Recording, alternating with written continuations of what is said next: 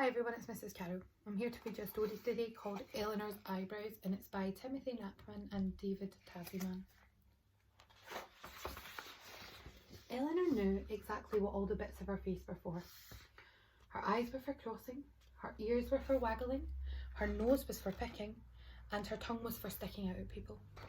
But what on earth are the point in eyebrows?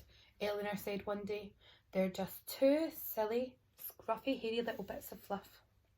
Now, Eleanor's eyebrows wouldn't stay where they weren't wanted. So that night while Eleanor slept, they slid off her face and ventured out into the big wide world to find someone who would love them for what they were. So they packed their bags and left. And that's when they saw a notice. Are you long, thin and hairy? Want to be more than a silly, scruffy, hairy little bit of fluff? We can make you beautiful. Come to the butterfly house.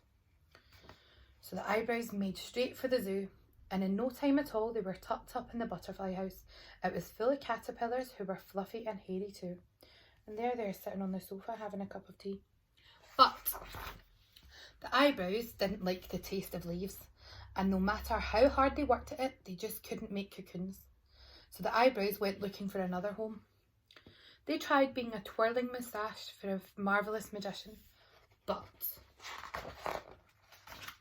the tricks involved explosions. It was far too dangerous.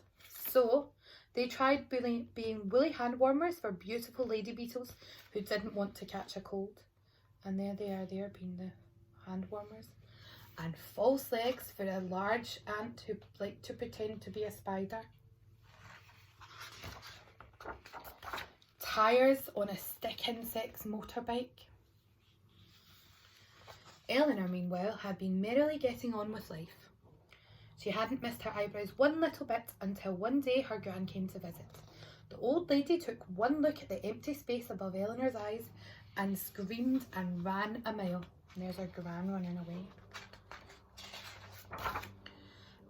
Is that all it is? Said Eleanor, looking in the mirror. Well, I can easily draw some eyebrows on. But Eleanor wasn't very good at drawing.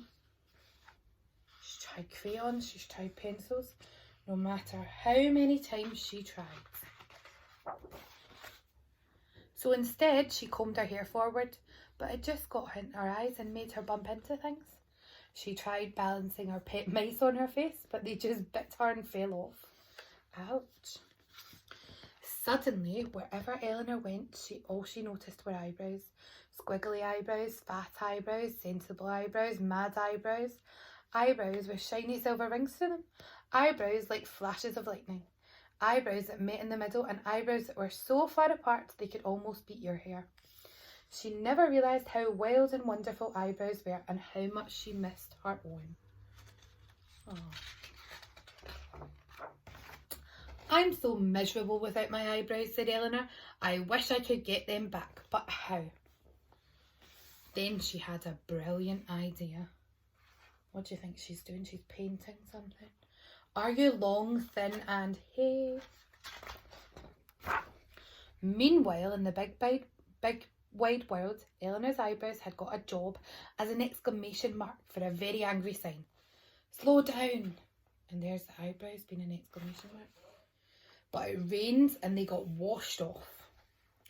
Suddenly, the eyebrows felt cold and wet and a long, long way from home. And that's when they saw a notice. Are you long, thin and hairy?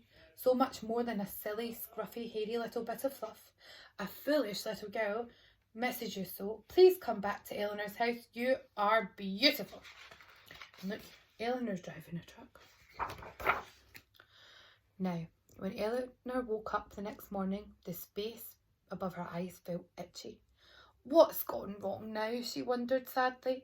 She looked at her face in the mirror, and there, right above her eyes, were her eyebrows. And now Eleanor knew exactly what they were for.